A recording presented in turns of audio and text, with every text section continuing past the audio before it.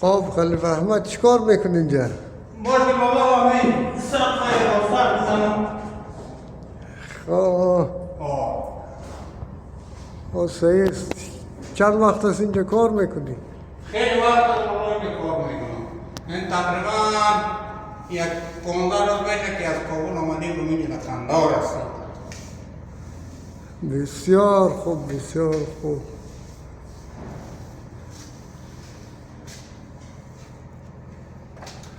اینجا چند طبقه هستی؟ اینجا 3 نفر 4 نفر هستیم. بیخی صحیح است. کار خودت گرفتی یا؟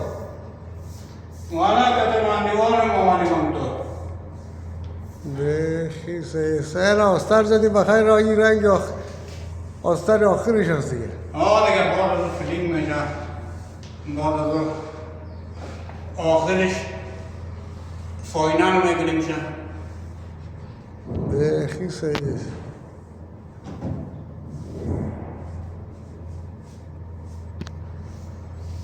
چطور رنگ شده نشده؟ بیخی عالیه دیگه. خواه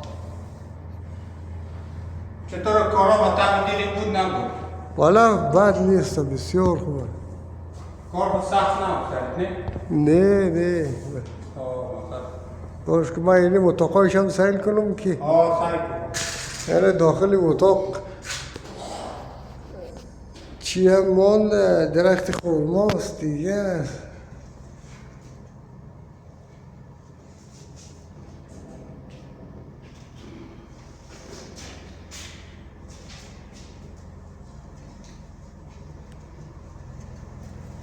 این اتاق دیگه شه سعی کنم این اتاق هم رنگ کردیم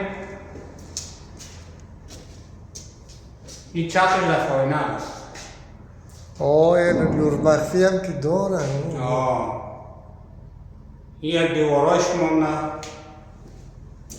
چطورش خلاص است یک دیوارش مونده اونو طرف هم جای اموری میه اونو ساحه رو بگی این طرف جای خاطر خانگاه به خاطر اموری مونده بیخی صحیحه.